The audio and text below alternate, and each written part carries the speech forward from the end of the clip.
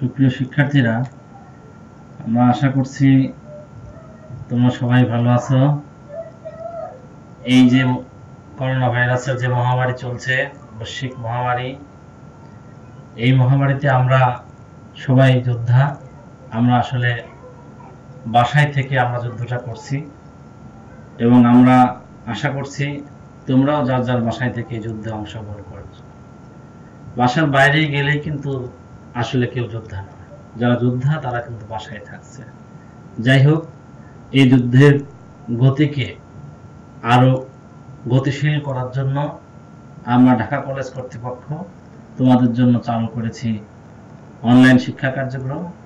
আমাদের ইতিমধ্যেই আমাদের অনলাইন শিক্ষা কার্যক্রম চালু হয়েছিল উচ্চ মাধ্যমিক পর্যায়ে, যেটা এখনো চলমান আছে।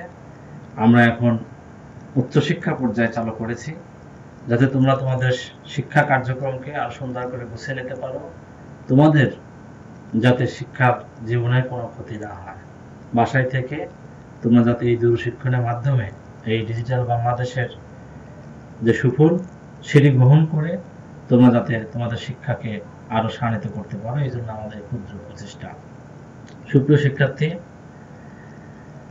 আমি মোহাম্মদ মনসুর আলী, প্রভাষক, বাংলা বিভাগ, ঢাকা কলেজ। আমি এসেছি সম্মান প্রথম বর্ষের বাংলা সাহিত্যের ইতিহাস বিষয়ে কিছু কথা বলতে। আমাদের আজকের বিষয় বাংলা সাহিত্যের যুগ বিভাগ।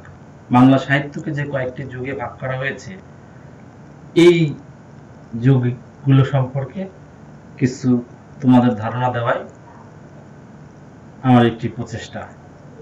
সুপ্রিয় শিক্ষার্থী, বাংলা সাহিত্য, এই যে সাহিত্য, এটা কিন্তু এমনি এমনি আসেনি। সাহিত্য কিন্তু এমনি এমনি গড়ে ওঠে না। সাহিত্য এমন একটি বিষয় যেটি অসুন্দর একটি বিষয়কে সুন্দরভাবে উপস্থাপন করতে পারে। স্যার হুমায়ুন আজাদ বলেছেন, সাহিত্য হচ্ছে আলোর পৃথিবী, এখানে যা আসে আলোকিত হয়ে আসে, কালো এসে এখানে নীল হয়ে যায়, অসুন্দর হয়ে যায় সুন্দর শিল্পকলা। এই জন্যই আমরা যদি বলি চুল, তার, কবে, কার, অন্ধকার, এটি কিন্তু সাহিত্য হবে না। কিন্তু জীবনানন্দের সুরে যদি বলি চুল তার, কবে কার, অন্ধকার, বিশাল বিশাল, মুক্ত শ্রাবস্তির কারুকার্য, এই যে একটু সুর, একটু লয়, এই একটু ব্যঞ্জনা, এটি কিন্তু সাহিত্যের কাজ। সাহিত্য সময়ের দর্পণ, সমাজের দর্পণ। সময় এবং সমাজের উপর সাহিত্য আলো ফেলে। সাহিত্য বিশ্লেষণ করে কিন্তু সময় এবং সমাজকে নির্ণয় করা যায়। আমাদের এই যে সাহিত্যের যে চরিত্র এবং সাহিত্যের যে ইতিহাস, সেটি কিন্তু একদিনে নির্মিত হয়নি। এটি ধাপে ধাপে কালক্রমে নির্মিত হয়েছে। আজকে যে বাংলা সাহিত্য, আজকে বিশ্ব জগতে যে বিশ্ব সাহিত্যের অবস্থান, এটি কিন্তু এমনি এমনি আসেনি।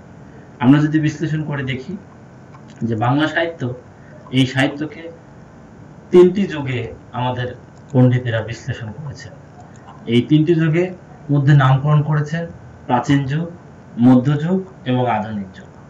প্রাচীন যুগে তোমরা দেখতে পাচ্ছ, প্রাচীন যুগ 650 থেকে 1200 এবং মধ্যযুগ 1201 থেকে 1800, আধুনিক যুগ 1801 থেকে বর্তমান সময়। হুমায়ুন আজাদ স্যার বলেছেন কি, বর্তমান সময় আরো বহুকাল পর পর্যন্ত আধুনিক যুগ। যাই হোক, তোমরা দেখতে পাচ্ছ যে এই যে মধ্যযুগ, এখানে একটি স্টার চিহ্ন, একটি তারকা চিহ্ন রয়েছে। এটির ব্যাখ্যা আমরা পরবর্তীতে বলবো যে এই তারকা চিহ্নটি কেন। সুপ্রিয় শিক্ষার্থীবৃন্দ, প্রাচীন যুগের আলোচনা আমরা দেখতে পাই এই যে চর্যাপদ, এটি একটি গ্রন্থ। এটি আসলে ওইভাবে গ্রন্থ নয়, তো পরবর্তীতে এটি গ্রন্থ হয়েছে। এটি কিছু পদকর্তা, কিছু কবি, তারা কিছু পদ রচনা করেছেন, তাদের পদ সমূহের একটি সংকলন, যেটির নাম আমরা দিয়েছি চর্যাপদ। এই চর্যাপদ আবিষ্কৃত হয়েছে 1907 সালে। কোথায় থেকে শিক্ষার্থীরা? তোমরা অনেকেই জানো, নেপালের রাজ দরবার থেকে এটি আমাদের ডক্টর হরপ্রসাদ শাস্ত্রী, তিনি এটি উদ্ধার করেন। তিনি শুনলেন যে নেপালের রাজদরবারের একটি লাইব্রেরি আছে, সেখানে বাংলা ভাষার কিছু পাণ্ডুলিপি পাওয়া যেতে পারে। তিনি গেলেন, উদ্ধার করলেন। একটি হুলস্থুল কাণ্ড শুরু হয়ে গেল যে এই যে পাণ্ডুলিপি, এটি কি আসলে বাংলা ভাষা? অসমীয়া দাবি করলেন না এটি অসমীয়া ভাষা, তিব্বতীরা বললেন না এটি তিব্বতী ভাষা। পরবর্তীতে সবাই গবেষণা বিশ্লেষণ করে দেখলেন না, এটি যেখানে এর যে লিপি, এর যে বৈশিষ্ট্য, এটি বাংলা ভাষার একটি আদি রূপ। এবং এটি 1907 সালে আবিষ্কার হওয়ার পরেই কিন্তু আমরা বুঝতে পারলাম যে বাংলা ভাষার আদি রূপটি কেমন ছিল। এখন আমরা যেটা বলেছি যে সাহিত্য হচ্ছে যে সময়ের দর্পণ, সময় এবং সমাজের দর্পণ। কোন দেশকে, কোন দেশের ইতিহাসকে যদি আমরা বিশ্লেষণ করি, শুধু শুধু নিরেট ইতিহাস নয়, সেই দেশের সাহিত্যকে বিশ্লেষণ করলেও কিন্তু সে দেশের আর্থ সামাজিক পরিস্থিতি এবং সংস্কৃতি এবং সমাজের যে চলমানতা, সেটি কিছু হলেও সাহিত্যে সেটি উঠে আসে। চর্যাপদ বিশ্লেষণ করে, চর্যাপদের সমাজ সংস্কৃতি, জীবন প্যাটার্ন, এগুলো বিশ্লেষণ করে আমাদের পণ্ডিতেরা দেখলেন যে চর্যাপদের যে সময়, সেটি 650 সাল থেকে শুরু হয়ে 1200 সালে শেষ হয়ে গেছে। এটি ডক্টর মোহাম্মদ শহীদুল্লাহ এই মতটি দিলেন। ডক্টর সুনীতি কুমার চট্টোপাধ্যায় তিনি তার ওডিবিএল গ্রন্থে একটু আপত্তি করলেন। তিনি একটি ভিন্ন মত দিলেন, বললেন যে 950 থেকে 1200 খ্রিস্টাব্দ পর্যন্ত। তবে বাংলা ভাষার আরো যারা পণ্ডিত এবং সাহিত্য বিশেষজ্ঞ, তারা বিশ্লেষণ করে দেখলেন যে না, 650 থেকে, অর্থাৎ অধিকাংশ মত 650 থেকে 1200, এটি প্রতিষ্ঠিত একটি মত। তো যাই হোক, চর্যাপদ আবিষ্কৃত হওয়ার পূর্বে কিন্তু এটি আমাদের জানা ছিল না যে 650 নাকি 1200 সাল, নাকি বাংলা সাহিত্যের ইতিহাস আসলে কত বছর পূর্বে। চর্যাপদ ইতিহাস আবিষ্কার হওয়ার পরপরই, চর্যাপদ গবেষণা হওয়ার পরপরই আমরা কিন্তু সেটি বুঝতে পারলাম। এবং সেই যে কাতর বড় পঞ্চবী আলো, চঞ্চল চিয়ে পৈঠা কালো, এটি নিয়ে গবেষণা শুরু হয়ে গেল। এবং এই যে দীর্ঘ একটি সময় 650 থেকে 1200, এই সময়ের একটি মাত্র সংকলন গ্রন্থ হচ্ছে এই চর্যাপদ। অর্থাৎ প্রাচীন যুগের একমাত্র সাহিত্যিক নিদর্শন কোনটি? চর্যাপদ গ্রন্থ, যেটি 1907 সালে আবিষ্কৃত হয়েছে। এই চর্যাপদ বিশ্লেষণ করে এই যুগের কিছু বৈশিষ্ট্য আমাদের ভাষাতত্ত্ববিদরা চিহ্নিত করেছেন। তার মধ্যে এই যে চর্যাপদ, এর ভাষা এবং বিষয়বস্তুর একটু দুর্বোধ্যতা আছে। তোমরা জানো, আলো আধারী ভাষা তোমরা নাম শুনেছ, সন্ধ্যা ভাষার নাম শুনেছ, বা সান্ধ্য ভাষার নাম শুনেছ। এই চর্যাপদের ভাষায় সেটি কিছু বোঝা যায়, কিছু বোঝা যায়। এই হচ্ছে আলো আধারী ভাষা। চর্যাপদের যে জীবনযাপন, চর্যাপদের যে সমাজ, সেখানে ধর্ম নির্ভরতা ছিল। চর্যাপদের পদগুলো আসলে বৌদ্ধ সহজিয়া ধর্ম সম্প্রদায়ের কিছু সাধন প্রণালী, যেগুলো পরবর্তীতে সাহিত্যিক গুণ পেয়েছে। সাহিত্যিক গুণ পাওয়ার কারণে এটি কিন্তু সাহিত্য হিসাবে পরিগণিত হয়েছে। অর্থাৎ সেকালে এই চর্যাপদ বিশ্লেষণ করে আমরা যেটা দেখতে পাই যে ধর্ম সমাজ জীবনের চিন্তা ভাবনাকে নিয়ন্ত্রণ করেছে। এছাড়াও তৎকালীন এই যে আমাদের লোক সাহিত্য, ডাক ও খনার বচন বা রূপকথার কিছু খণ্ডিত চিত্রও চর্যাপদে পাওয়া যায়। এবং এই যে আর্থসামাজিক পরিস্থিতি, সমাজের অর্থনীতির যে চালিকা শক্তি, এটি কিন্তু সেই সময় চর্যাপদের যুগে নারীদের হাতে ছিল। চর্যাপদে আমরা দেখতে পাই যে নারীরা মদের পসরা সাজিয়ে রেখে বিক্রির জন্য এই যে মোড়ে বসে থেকেছে, কৃষিকাজে নারীরা অংশগ্রহণ করেছে। তা আমরা চর্যাপদকে বিশ্লেষণ করে আমরা দেখলাম। এখন আমরা একটু মধ্যযুগে যাই। মধ্যযুগ আমরা বলেছিলাম যে 1201 থেকে 1800 সাল পর্যন্ত বিস্তৃত। এবং তোমরা দেখতে পাচ্ছ এই যে একটি তারকা চিহ্ন, তো আমরা দেখেছিলাম যে একটি তারকা, সেটি হচ্ছে 1201 থেকে 1350, অর্থাৎ এই 150 বছর। এই 150 বছর নিয়ে বেশ কিছু বিতর্ক আছে। কেউ বলেছেন অন্ধকার যুগ, কেউ বলছেন নবীন যুগের সূচনা। তবে এটা তোমরা সংক্ষেপে জেনে রাখো, পরবর্তীতে আমরা বিস্তারিত বলবো অন্ধকার যুগ নিয়ে।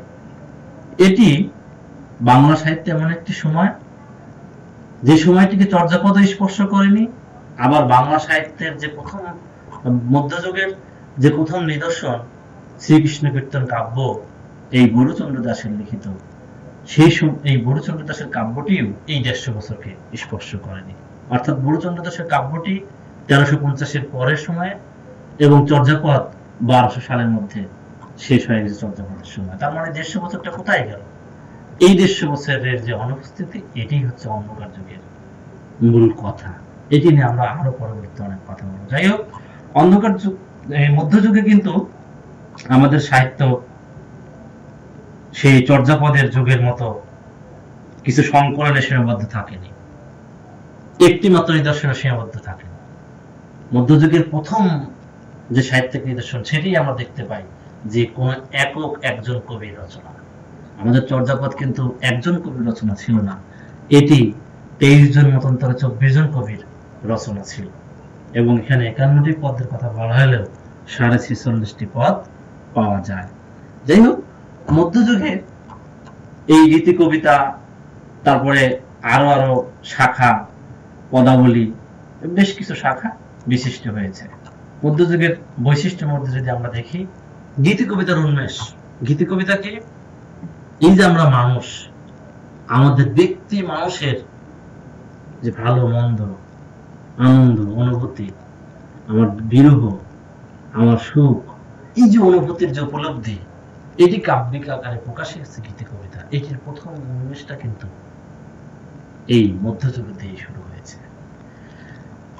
সাহিত্যে জীবাত্মা, পরমাত্মা এবং আশাক-মাশক তত্ত্ব মধ্যযুগের অন্যতম একটি বৈশিষ্ট্য। মধ্যযুগে আমরা দেখতে পারবো যে ধর্ম কোনো না কোনো ভাবে মধ্যযুগের সাহিত্যকে প্রভাবিত করেছে। যেমন মধ্যযুগের প্রথম কাব্য শ্রীকৃষ্ণ কীর্তন, বৈষ্ণব পদাবলী বা মঙ্গল কাব্য, প্রায় প্রতিটি সাহিত্যে, ইভেন প্রতি সাহিত্যেও ধর্মের বিষয়গুলো, ধর্মীয় গুণ কীর্তন, দেবদেবীর মাহাত্ম্য প্রচার, এগুলো ঘুরে ফিরে এসেছে। অর্থাৎ মধ্যযুগের সাহিত্যে ধর্মের প্রভাবটি ব্যাপকভাবে পরিলক্ষিত হয়। তবে আরেকটি ব্যাপার কিন্তু যেটি আমাদের মোটা দাগে যেটি আমরা চিহ্নিত করতে পারি, যে মধ্যযুগের সাহিত্যে রোমান্টিক প্রণয়পক্ষান যেগুলো রয়েছে, সেই রোমান্টিক প্রণয়পক্ষানে মানব মানবীর প্রণয় ধারার সর্বপ্রথম সূত্রপাত। এখানে আশেক-মাশক তত্ত্ব বিতর্ক থাকলেও, দেখানো হলেও, আমাদের এই লাইলি মজনু, আমাদের এই পদ্মাবতী, রত্নসেন, এই যে তাদের যে জীবন, তাদের যে আবেগ, এটি আমাদের সমাজের সাধারণ মানুষের আবেগ বলেই মনে হয়। এটি যতটা না ধর্মীয় মাহাত্ম্য পেয়েছে, তার চেয়ে বহু গুণ মানবিক গুণে গুণান্বিত। এই জন্য এটি রোমান্টিক সাহিত্য দ্বারা, মুসলমান কবিদের দ্বারা শুরু হলেও, মুসলমান কবিদের কৃতিত্ব এই জন্যই দেওয়া হয় যে তারা বাংলা সাহিত্যে সর্বপ্রথম যে মানবীর যে মর্মলীলা, হৃদয় লীলা, সেই ধারা তারা প্রচলন করতে পেরেছিলেন। মধ্যযুগের প্রধান প্রধান সাহিত্য ধারার মধ্যে তাহলে আমরা কি দেখব? শ্রীকৃষ্ণ কীর্তন কাব্য, বৈষ্ণব পদাবলী, এই রাধাকৃষ্ণ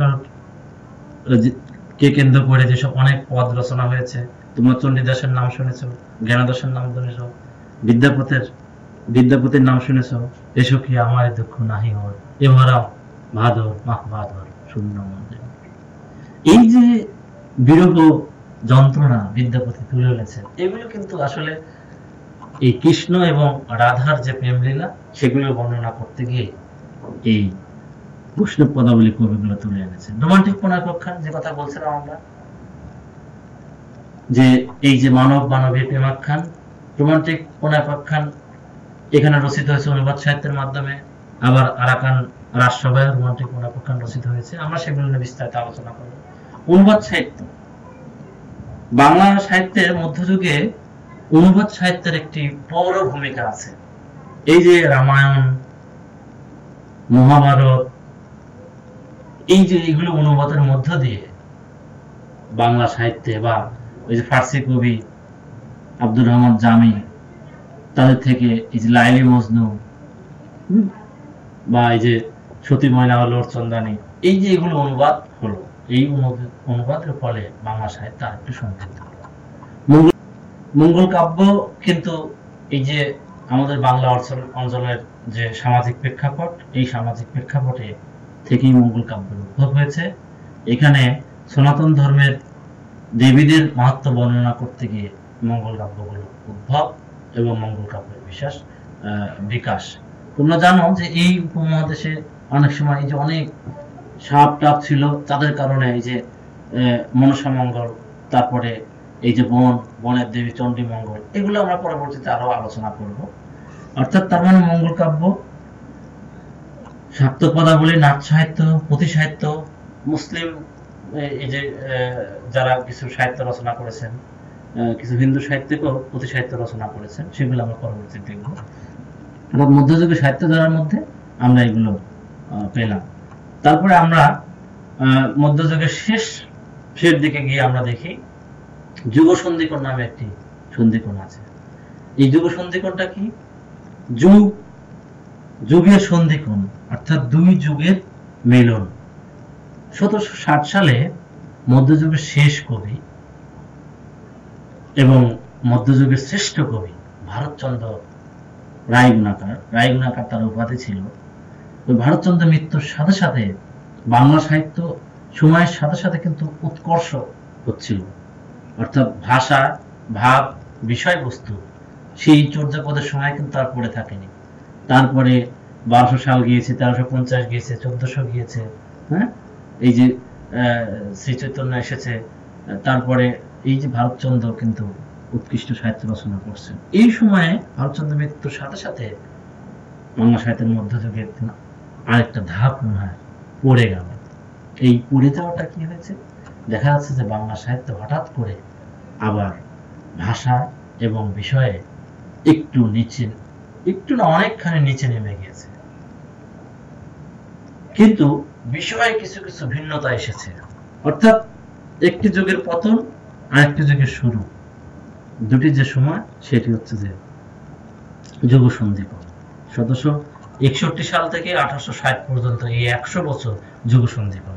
1861 সালে যখন মহাকবি মাইকেল মধুসূদন দত্তের মিলনবোধ কাব্যটি আমরা পেয়ে যাই, তখনই বাংলা সাহিত্য আধুনিকতার দ্বারে উপনীত হবে।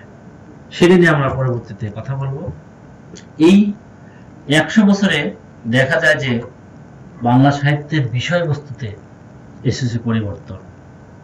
তাপসী মাস কবিতার চরিত্র হয়েছে। অর্থাৎ মধ্যযুগে এই যে ধর্মের যে একটি প্রভাব কোনো না কোনো ভাবে ছিল, প্রাচীন যুগে তো সরাসরি ধর্ম, এই প্রভাব থেকে আস্তে আস্তে বের হয়ে আসছে, মানুষ আধুনিকতা হয়েছে, স্বদেশের কথা এসেছে।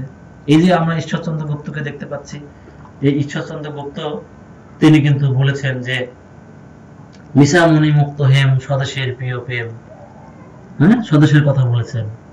তাপসী মাসের কথা বলেছেন। তারপরে আমাদের এই যে রামনীতি গুপ্ত টপ্পা গান, তাহলে নানান দেশের ভাষা মিটে কি আশা, এগুলো কিন্তু এই সময়ে রচনা, ছোট ছোট গুজলা বই, টপ্পা গান। তো এই সময়ে এই 100 বছর যুগ সন্ধিকোণের সময়ে ছোট ছোট পাঁচালী রচনা করেছেন সনাতনী ধর্মের কিছু সাহিত্যিক, কবি সাহিত্যিক, তারা কবিয়াল নামে পরিচিত। আবার মুসলমান ধর্মের কিছু ইতিহাস ঐতিহ্য নিয়ে ছোট ছোট পুঁথি আকারে কিছু রচনা এসেছে। এগুলো যারা পাঠ করতেন তাদেরকে শায়ের বলা হতো। যাই হোক, আমরা আধুনিক যুগে যাব। শিক্ষার্থীরা, তোমরা জানো হয়তো যে আধুনিক যুগ এমন একটি মাধ্যমে শুরু হয়েছে যেটি প্রাচীন যুগে এবং মধ্যযুগে ছিল না। মাধ্যমটা কি? মাধ্যমটা হচ্ছে যে গদ্য। এই গদ্য সাহিত্য, অর্থাৎ আজকে যে আমরা এই যে পত্রিকা পড়ি, বই পড়ি, চিঠি লিখি, সবকিছু কি দৈনন্দিন কার্যাবলী কিসে করি? গদ্যের মাধ্যমে পড়ি। কিন্তু এই গদ্য মাধ্যমটি কিন্তু ছিল না 1800 সালের পূর্বে। অর্থাৎ বাংলা গদ্যের যাত্রা যখন থেকে শুরু, তখন থেকেই আমরা আধুনিকতাকে চিহ্নিত করছি। যদিও প্রকৃতি আধুনিকতা পেতে বাংলা সাহিত্যকে অপেক্ষা করতে হয়েছে 1861 সাল পর্যন্ত। আমরা সেই প্রসঙ্গে আসব। 1800 সালে কলকাতায় প্রতিষ্ঠিত হয় ফোর্ট উইলিয়াম কলেজ। তোমরা দেখতে পাচ্ছ, এটি fort William college. Fort William college প্রতিষ্ঠিত হওয়ার সাথে সাথে, ইংরেজরা প্রতিষ্ঠা হওয়ার সাথে সাথে এখানে 1801 সালে বাংলা বিভাগ চালু হলো। বাংলা বিভাগ চালু হয়েছিল মূলত এদেশীয় কর্মচারীদের, এই যে ইংরেজ কর্মচারীদের এদেশের ভাষা শিক্ষা জন্য, এবং যাতে তারা স্থানীয়দের সাথে মিশে শাসন কার্য আরো পরিচালনা করতে পারে। যাই হোক, ঘটনার প্রেক্ষাপট যাই থাকুক, বাংলার প্রাতিষ্ঠানিকতা কিন্তু শুরু হলো। তারপর আসলো পর্যায়ক্রমে আসলো বাংলা গদ্যের বিকাশে আসলো সাময়িক পত্র। আমরা সেটি নিয়ে পরে একসময় কথা বলবো। বাংলা বিভাগে, এই ফোর্ট উইলিয়াম কলেজের বাংলা বিভাগে বেশ কয়েকজন পণ্ডিত ছিলেন, তাদের মধ্যে ঈশ্বরচন্দ্র বিদ্যাসাগর অন্যতম। বাংলা গদ্য বিকাশে, বাংলা গদ্য যেহেতু আধুনিক সৃষ্টি হয়েছে বাংলা গদ্যের মধ্যে দিয়ে, আর বাংলা গদ্য বিকাশে এই যে আমাদের ঈশ্বরচন্দ্র বিদ্যাসাগর, তার কিন্তু অনবদ্য ভূমিকা আছে। তার মানে আধুনিক যুগকে আমরা বুঝতে হলে আমাদের কয়েকটি সালকে সুনির্দিষ্টভাবে অবশ্যই বুঝতে হবে। 1800 সাল, 1801 সাল যেখানে বাংলা বিভাগ চালু, এবং এরপরে ঈশ্বরচন্দ্র বিদ্যাসাগরের সময়, এবং আমরা চলে যাব 1859। এর মধ্যেও বেশ কিছু ঘটনা ঘটেছে। 1859 আমরা দেখি যে প্রথম বাংলা সার্থক নাটক শর্মিষ্ঠা চলে আসে। কার মাধ্যমে? এই যে মহাকবি মাইকেল মধুসূদনের মাধ্যমে। মাইকেল রচনা করলেন শর্মিষ্ঠা, অর্থাৎ আধুনিক সাহিত্যের যে আরেকটি ফর্ম নাটক, সেটি বাংলা সাহিত্যের সংযোজন হলো, বাংলা সাহিত্য আরেকটু সমৃদ্ধ হলো। 1865 সালে বাংলা সাহিত্য কিন্তু সাহিত্যের যে অন্যতম ফর্ম নভেল বা উপন্যাস, সেটি কিন্তু বাংলা সাহিত্য সার্থক একটি উপন্যাস পেল। এর পূর্বে পেয়েছে 1858 সালে, কিন্তু সেটি নিয়ে অনেক বিতর্ক আছে। প্রথম সার্থক উপন্যাস পেল কি 1865 সালে বঙ্কিমচন্দ্র চট্টোপাধ্যায়ের।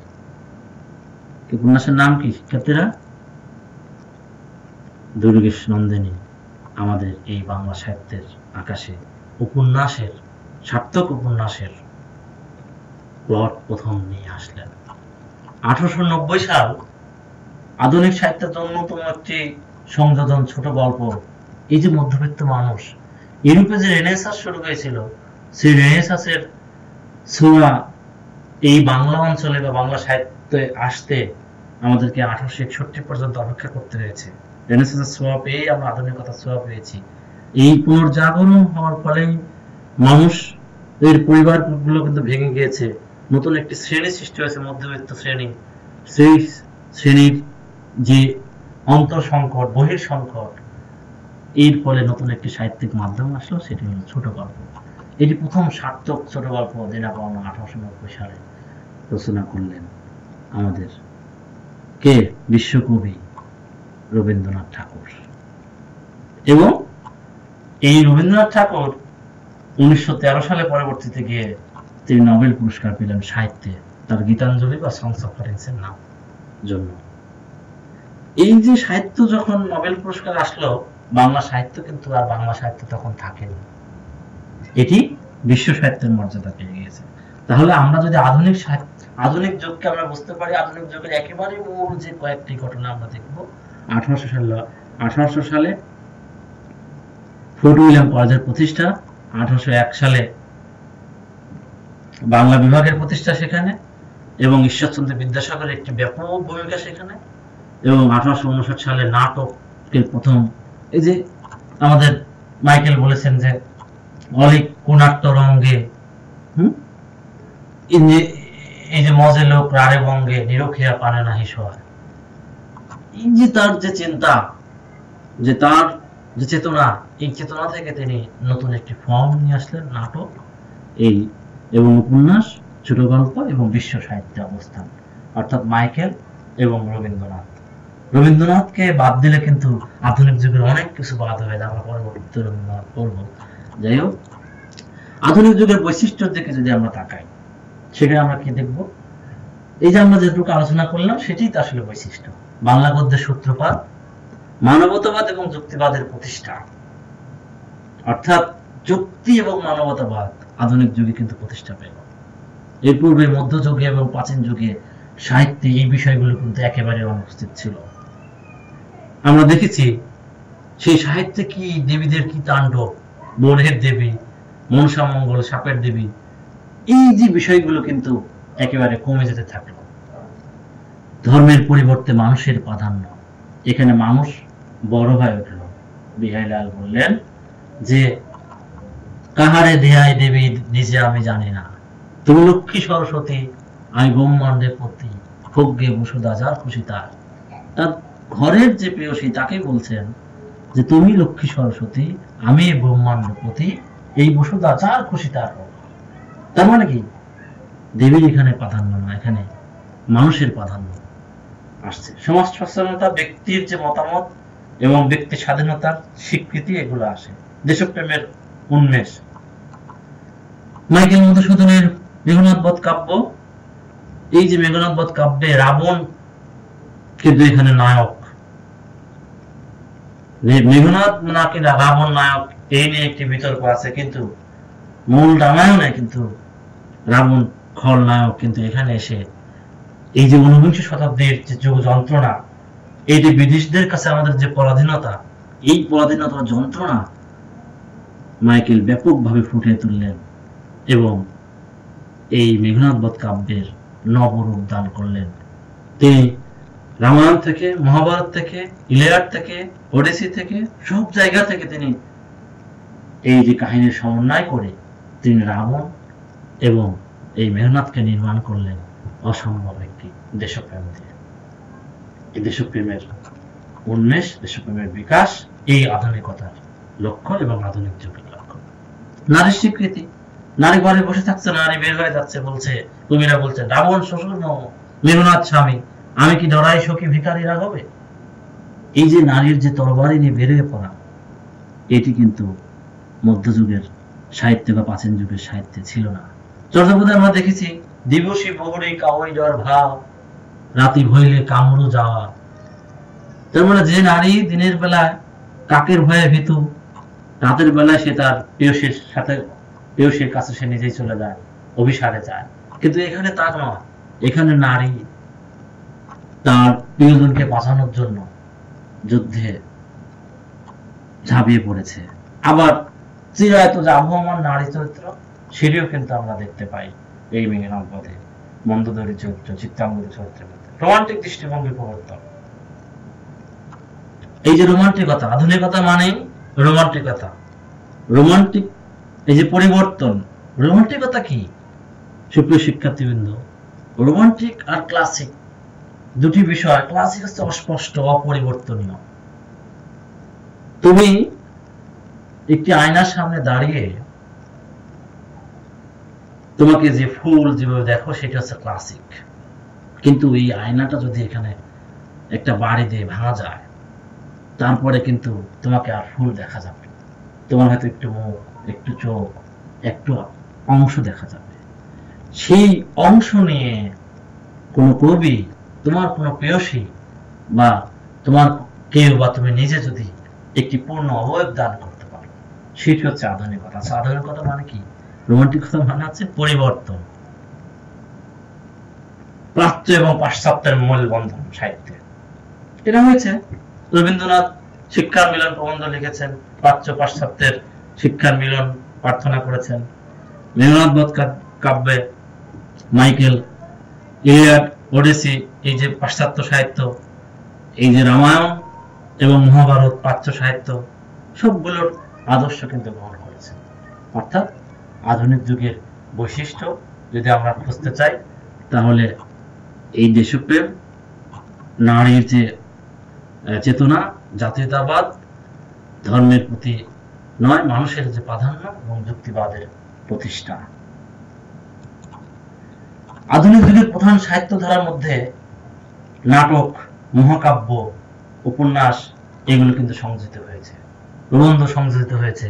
এগুলো কিন্তু প্রাচীন যুগে এবং মধ্যযুগে কিন্তু ছিল না। ছোট গল্প আমরা বলছি, ছোট গল্প সংযোজিত হয়েছে এবং রবীন্দ্রনাথ বলেছেন ছোট পান, ছোট ব্যথা, ছোট ছোট দুঃখ কথা, ছোট গল্প একেবারে প্লট নিয়ে তিনি কথা বলেছেন। এগুলো আমরা পরবর্তীতে আলোচনা করব। এই ছোট গল্প কিন্তু আধুনিক যুগের একটি ফর্ম। অনুগল্প একেবারে ছোট গল্প চেয়ে আরো ছোট গল্প, ছোট্ট একটি চরিত্র, ছোট্ট প্লট, ছোট্ট একটি মুহূর্ত থেকে বহুফুল অনেক অনুগল্প লিখেছেন। ছড়া, পত্র সাহিত্য, ভ্রমণ সাহিত্য, গাথা, এগুলো কিন্তু আধুনিক যুগে এসেছে। তার মানে আমরা দেখতে পেলাম যে প্রাচীন যুগ এবং মধ্যযুগ, প্রাচীন যুগকে ছাড়িয়ে মধ্যযুগ বেশ কিছু বিস্তৃত হয়েছে বিষয়ে এবং বৈচিত্র্যে। আধুনিক যুগ আরো বিস্তৃত হয়েছে। এই যে আজকে যে বর্তমান সাহিত্য আমরা পাই এবং ভবিষ্যতে পাবো, এগুলো সবই আধুনিক যুগের। এবং বাংলা সাহিত্য আসলে বিশ্ব সাহিত্য হয়ে উঠেছে আধুনিক যুগে। মধ্যযুগ পর্যন্ত আধুনিক যুগ ছিল না। এটি আমাদের বাংলা সাহিত্যের যুগ বিভাগ: প্রাচীন যুগ, মধ্যযুগ এবং আধুনিক যুগ। 1200 পর্যন্ত হচ্ছে প্রাচীন যুগ, 650 থেকে শুরু হয়ে, এবং 1350 থেকে 1800 পর্যন্ত হচ্ছে মধ্যযুগ।